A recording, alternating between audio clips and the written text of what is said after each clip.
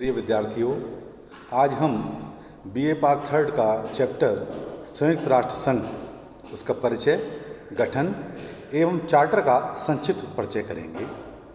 जैसा कि हम सभी को विदित है कि 20वीं शताब्दी में दो विनाशकारी युद्ध हुए थे। प्रथम विश्व युद्ध 1914 में शुरू हुआ और जिसका अंत 1918 में हुआ। वहीं द्वितीय विश्व युद्ध 1939 में शुरू हुआ और उसका अंत 1945 में हुआ। राष्ट्र संघ, जिसको कि हम लीग ऑफ नेशंस भी कहते हैं, इसकी स्थापना प्रथम विश्व युद्ध के बाद वर्साई की संधि जो 28 जून 1919 को हुई थी के परिणाम स्वरूप 10 जनवरी 1920 को हुई थी। अर्थात लीग ऑफ नेशन प्रथम विश्व युद्ध के बाद अस्तित्व में आया और जो लीग ऑफ नेशन वर्साई की संधि के आधार पर 10 जनवरी 1920 को उसकी स्थापना हुई थी। इसलिए अक्सर इसको युद्ध का शिशु, चाइल्ड ऑफ वॉर भी इसलिए कहा जाता है इसको। इसका मुख्य कार्य व उद्देश्य वैश्विक शांति और सुरक्षा स्थापित करना था। राष्ट्र संघ या लीग ऑफ नेशन इस अपने परम उद्देश्य को प्राप्त करने में पूरी तरह से विफल रहा, जिसका परिणाम था द्वितीय विश्व युद्ध जो 1939 में शुरू हुआ था। जो जर्मनी के पोलैंड पर आक्रमण जो 1 सितंबर 1939 को हुआ था, उसके साथ ही वो प्रारंभ हुआ और अंत 2 सितंबर 1945 को जापान के हिरोशिमा और नागासाकी पर 6 अगस्त व 9 अगस्त को अणु बम गिराने के साथ हुआ। द्वितीय विश्व युद्ध के घातक परिणामों ने राष्ट्रों को पुनः विवश कर दिया था कि पुनः एक ऐसी अंतर्राष्ट्रीय सार्वभौमिक संस्था की स्थापना की जाए जो पारस्परिक विवादों को शांतिपूर्ण ढंग से हल कर सके और वैश्विक शांति को बनाए रखा जा सके तथा उस संस्था में वे कमियां ना रहें जो पूर्व के अंतर्राष्ट्रीय संगठन लीग ऑफ नेशंस में थी और जिसके कारण लीग ऑफ नेशन असफल हो गया था। अतः युद्ध के दौरान ही अधिकांश मित्र राष्ट्रों ने, जिसमें अमेरिका, ग्रेट ब्रिटेन, फ्रांस और सोवियत संघ, इन चारों ने मिलकर प्रयास प्रारंभ कर दिए थे। उन सभी के अथक प्रयत्नों का ही परिणाम था कि 26 जून 1945 को अमेरिका के शहर सैन फ्रांसिस्को में 51 राष्ट्रों ने यूनाइटेड नेशन चार्टर, संयुक्त राष्ट्र संघ की संविधा पर हस्ताक्षर कर दिए एवं उसके बाद निश्चित संख्या में उन सदस्य राष्ट्रों की सरकारों ने उनका अनुसमर्थन कर दिया और जैसे ही ये अनुसमर्थन प्राप्त हुआ उसी दिनांक अर्थात 24 अक्टूबर 1945 को संयुक्त राष्ट्र संघ अस्तित्व में आ गया। तब से लेकर आज तक यह संगठन संयुक्त राष्ट्र संघ अर्थात यूनाइटेड नेशंस ऑर्गेनाइजेशन अपने मूल दायित्व का निर्वहन कर रहा है और उसी का परिणाम है कि अभी तक दुनिया में तीसरे युद्ध की कोई आशा की किरण, तीसरे विश्व का कोई सिंबल हमें देखने को नहीं मिल रहा है। अब हम ये प्रयास करेंगे कि संयुक्त राष्ट्र संघ का जो गठन द्वितीय विश्व युद्ध के दौरान हुआ, उस गठन की प्रक्रिया क्या थी, वो कौन कौन से सम्मेलन हुए, बैठकें हुई इन चारों देशों के मध्य और अन्य सहयोगी देशों के मध्य, मित्र राष्ट्रों के मध्य, जिनके आधार पर यूएनओ अस्तित्व में आया। जैसा कि ऊपर स्पष्ट किया है मैंने अभी कि युद्ध के दौरान ही राष्ट्रों ने इस दिशा में प्रयास प्रारंभ कर दिए थे और उन प्रयासों का विवरण जो था वो इस प्रकार है। जैसे पहला प्रयास हुआ था वो था सेंट जेम्स की घोषणा जो 12 जून 1941 को हुई थी। उसके बाद इसी कंटिन्यूटी में एक अटलांटिक चार्टर पर हस्ताक्षर हुए थे जिसमें कि ब्रिटेन के प्रधानमंत्री और संयुक्त राज्य अमेरिका के राष्ट्रपति रूजवेल्ट और चर्चिल दोनों ने मिलकर अटलांटिक महासागर में एक जहाज पर अटलांटिक चार्टर पर हस्ताक्षर किए और वो दिनांक थी 14 अगस्त 1941 को। और उस चार्टर के परिणाम स्वरूप अगली जो घोषणा हुई उसको कहते हैं संयुक्त राष्ट्र घोषणा जो 1 जनवरी 1942 को हुई। उसके बाद मास्को घोषणा हुई, मास्को में बैठक हुई इन देशों की राष्ट्राध्यक्षों की, वो 30 अक्टूबर 1943 को हुई। इसी कंटिन्यूएशन में एक तेहरान सम्मेलन हुआ, वो 1 दिसंबर 1943 को हुआ और इसी कंटिन्यूटी में डम्बार्टन ओक्स सम्मेलन हुआ अमेरिका में जो 21 अगस्त से 7 अक्टूबर 1944 तक चला। उसके बाद सोवियत संघ के अंदर याल्टा में एक सम्मेलन हुआ जिसको याल्टा सम्मेलन के नाम से जानते हैं, वो 4 फरवरी से 11 फरवरी 1945 को हुआ और उसके फाइनली सैन फ्रांसिस्को सम्मेलन 25 अप्रैल से 26 जून 1945 को हुआ और आप जानते हो उसके बाद 51 देशों ने साइन किए और 51 देशों की निर्धारित संख्या में सरकारों ने उनका अनुसमर्थन कर दिया और उसके बाद 24 अक्टूबर 1945 को यूएनओ अस्तित्व में आ गया। अब वर्तमान में यूएनओ की क्या स्थिति है उसके बारे में जानने का प्रयास करते हैं, क्योंकि सैन फ्रांसिस्को सम्मेलन के पश्चात जब निर्धारित संख्या में हस्ताक्षरित 51 सदस्य राष्ट्रों की सरकारों द्वारा अनुसमर्थन प्राप्त होने के उपरांत दिनांक 24 अक्टूबर 1945 को यूएनओ अस्तित्व में आ गया। और यही कारण है कि 24 अक्टूबर को हम प्रतिवर्ष संयुक्त राष्ट्र दिवस के रूप में मनाते हैं।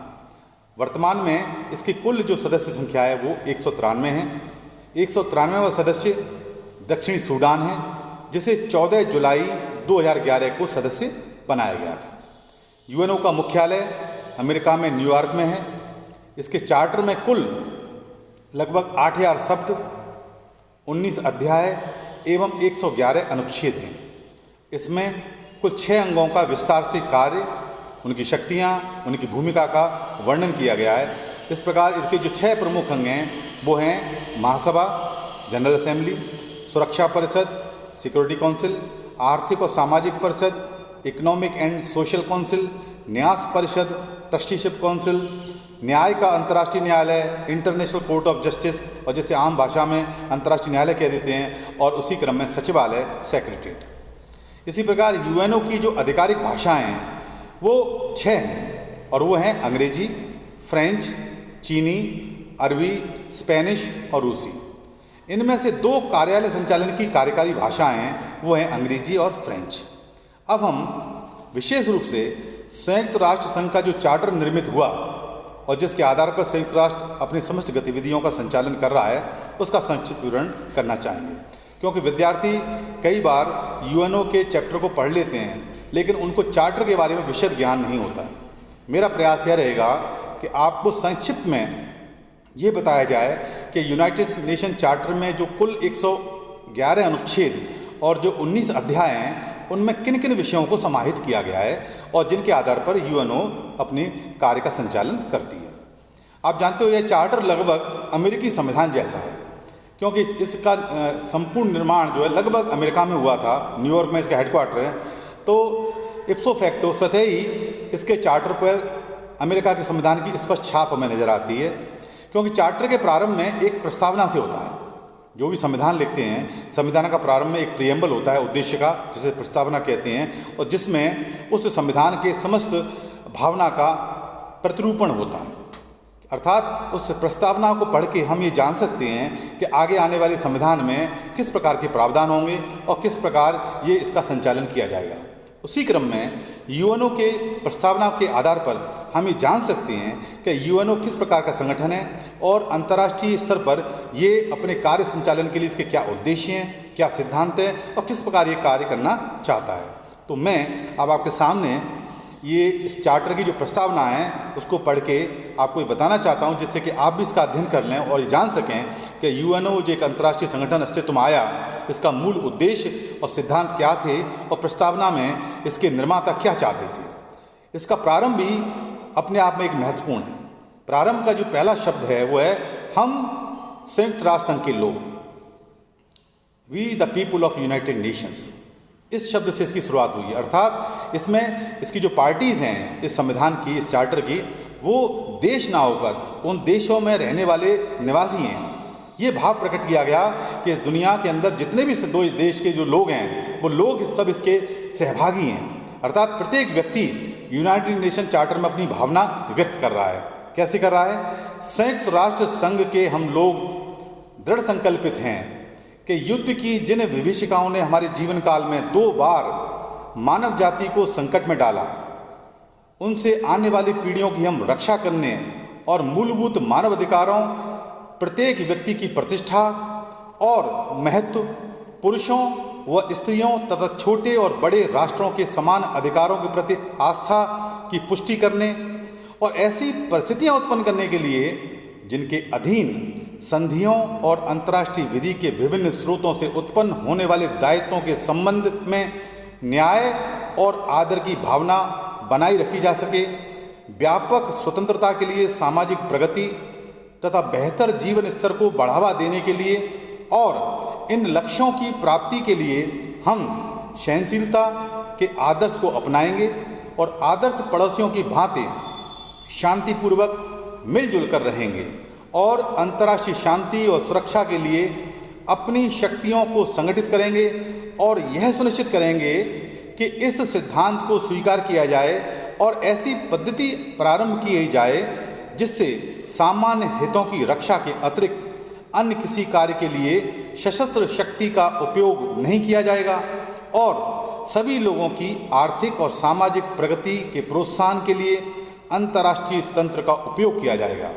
अतः हमने इन उद्देश्यों की प्राप्ति के लिए मिलजुल कर प्रयास करने का संकल्प किया है। तदनुसार हमारी विभिन्न सरकारें सैन फ्रांसिस्को नगर में एकत्र हुए अपने प्रतिनिधियों के माध्यम से, जिन्होंने अपने पूर्णाधिकार पत्र प्रस्तुत किए और उनको उपयुक्त और सही रूप में पाया है, संयुक्त राष्ट्र के प्रस्तुत घोषणा पत्र पर सहमत हैं और इसके द्वारा संयुक्त राष्ट्र नामक एक अंतर्राष्ट्रीय संगठन की स्थापना करते हैं। ये था प्रस्तावना का प्रारूप और इसके आधार पर हम निष्कर्ष निकाल पाए कि यूएनओ का जो प्राथमिक उद्देश्य है वो विश्व के अंदर अंतर्राष्ट्रीय शांति और सुरक्षा को बनाए रखना, मानव अधिकारों का आदर करना, सामाजिक आर्थिक विकास की ओर ध्यान देना, ये सारी बातों को इसमें समाहित करने का प्रयास किया गया है। शांतिपूर्ण सहिष्णुता की भावना इसमें प्रकट हो रही है और विश्व के अंदर किस प्रकार शांति स्थापित की जाए, ईसाई शांति की ओर बढ़ा जा सके, उन सारे उद्देश्यों को लेकर उस भावना को इसमें हम पाते हैं। इस प्रस्तावना के अध्ययन से हमने यूएनओ के उद्देश्य, सिद्धांतों व कार्य क्षेत्र का आभास स्वतः ही हो जाता है। फिर भी मैं आपको चार्टर में वर्णित निम्न अध्यायों व अनुच्छेदों के माध्यम से इस संगठन का संपूर्ण विवरण प्रस्तुत करना विषय की स्पष्टता के लिए आवश्यक समझता हूँ। आप सभी जानते हो कि इस चार्टर में कुल 19 अध्याय हैं, जिनका विशद विवरण निम्न प्रकार है। अध्याय 1, इस अध्याय में उद्देश्यों व सिद्धांतों के प्रावधानों का विवरण अनुच्छेद 1 व अनुच्छेद 2 में दिया गया है और इन सभी की विशद व्याख्या मैं अगले लेक्चर में करूँगा। अध्याय 2, इनमें संयुक्त राष्ट्र संघ की सदस्यता संबंधी प्रावधानों का विवरण अनुच्छेद 3, 4, 5 व 6 में दिया गया है। अध्याय 3, इनमें प्रमुख अंगों का विवरण अनुच्छेद 7 व अनुच्छेद 8 में दिया गया है। अध्याय 4, इसमें महासभा के गठन, कार्य व शक्तियों का विवरण अनुच्छेद 9 से लेकर अनुच्छेद 22 तक दिया गया है। अर्थात यदि महासभा के बारे में हमें विशद ज्ञान प्राप्त करना है तो चार्टर के अनुच्छेद 9 से 22 तक के प्रावधानों को हमें देखना होगा जो अध्याय 4 में वर्णित हैं। इसी क्रम में अध्याय 5, इसमें सुरक्षा परिषद के गठन, कार्य व शक्तियों का विवरण अनुच्छेद 30 से लेकर अनुच्छेद 32 तक, अनुच्छेद 23 से लेकर अनुच्छेद 32 तक दिया है। अध्याय 6, इसमें विवादों के शांतिपूर्ण निपटारा संबंधी प्रावधानों का विशद विवरण अनुच्छेद 33 से लेकर अनुच्छेद 38 तक दिया गया है। अध्याय 7, इस अध्याय में शांति को खतरे में डालने वाले मामलों या शांति भंग और आक्रामक कार्यों के संबंध में कार्रवाई, जिसे हम सामूहिक कार्रवाई कहते हैं, से संबंधित विवरण अनुच्छेद 39 से लेकर अनुच्छेद 51 तक दी है। मतलब शांति स्थापित करने के लिए जो कलेक्टिव एक्शन लिए जाते हैं, किस प्रकार शांति स्थापित की जाए, उन समस्त प्रावधानों को अनुच्छेद 39 से लेके अनुच्छेद 51 में देखा जा सकता है। अध्याय 8, इसमें प्रादेशिक प्रबंध से संबंधित प्रावधानों का उल्लेख किया गया है जो अनुच्छेद 52 से और अनुच्छेद 54 में दिया गया है। अध्याय 9, इसमें अंतर्राष्ट्रीय आर्थिक और सामाजिक सहयोग संबंधी प्रावधानों का विवरण अनुच्छेद 55 से अनुच्छेद 60 तक दिया गया है। अध्याय 10, इसमें आर्थिक और सामाजिक परिषद का विशद विवरण अनुच्छेद 61 से लेकर अनुच्छेद 72 तक दिया गया है। अध्याय 11, इसमें अस्वशासी भूभाग से संबंध में घोषणा के प्रावधान अनुच्छेद 73 से अनुच्छेद 74 में संकलित किए गए हैं। अध्याय 12, इसमें अंतर्राष्ट्रीय न्यास धारिता तंत्र का विशद विवरण अनुच्छेद 75 से अनुच्छेद 85 तक दिया गया है। अध्याय 13, इसमें न्यास धारिता परिषद का विशद विवरण अनुच्छेद 86 से अनुच्छेद 91 तक दिया गया है। अध्याय 14, इसमें अंतर्राष्ट्रीय न्यायालय का विस्तार से विवरण दिया गया है जो अनुच्छेद 92 से अनुच्छेद 96 तक विवरण है दिया है। अध्याय 15 इसमें सचिवालय के अधिकार से संबंधित विवरण अनुच्छेद 97 से अनुच्छेद 101 तक दिया गया है।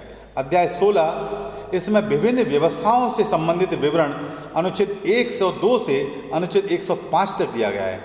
अध्याय 17 इसमें संक्रमणकालीन सुरक्षा संबंधी प्रावधान अनुच्छेद 106 से अनुच्छेद 107 तक दिए हैं। और अध्याय 18 इसमें संयुक्त राष्ट्र में संशोधन अमेंडमेंट संबंधी प्रावधानों का विवरण अनुच्छेद 108 व अनुच्छेद 109 में दिया है। और अध्याय 19 जो अंतिम अध्याय है इसमें अनुसमर्थन और हस्ताक्षर संबंधी प्रावधान अनुच्छेद 110 व 111 में दिया है। इस प्रकार स्पष्ट तौर पर हम कह सकते हैं कि अध्याय 1 यूएनओ के उद्देश्य और सिद्धांतों से संबंधित है। अध्याय 2 यूएनओ की सदस्यता की कसौटियाँ व मापदंडों से संबंधित है। अध्याय 3 से 15 यूएनओ के विभिन्न अंगों, संस्थाओं और उनके अधिकारों से संबंधित है।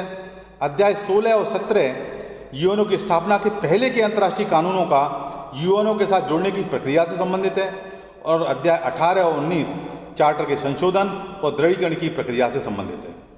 अब हम यूएनओ के कुछ महत्वपूर्ण बिंदुओं को बिंदुवार स्पष्ट करने का प्रयास करते हैं। आप सभी को यह विदित होना चाहिए कि यूएनओ के मूल संस्थापक देश 51 थे।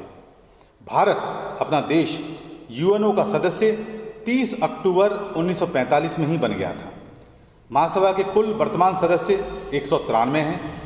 सुरक्षा परिषद में कुल 15 सदस्य हैं, जिनमें 5 स्थायी देश हैं, संयुक्त राज्य अमेरिका, ब्रिटेन, फ्रांस, चीन और रशिया, रूस, पूर्व में जिसको सोवियत संघ कहते थे, अब वो रूस है।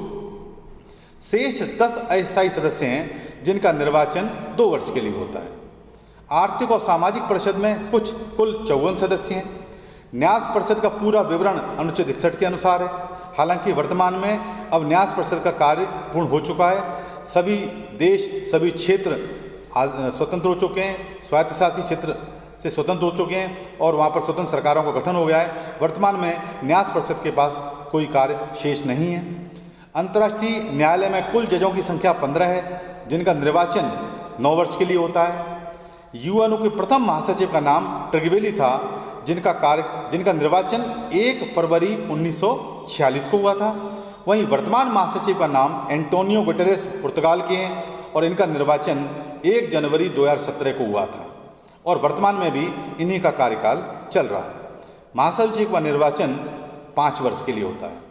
विद्यार्थियों, आशा है इस लेक्चर के माध्यम से आज आपको यूएनओ के संक्षिप्त परिचय के साथ इसके गठन की प्रक्रिया को भी जाना होगा।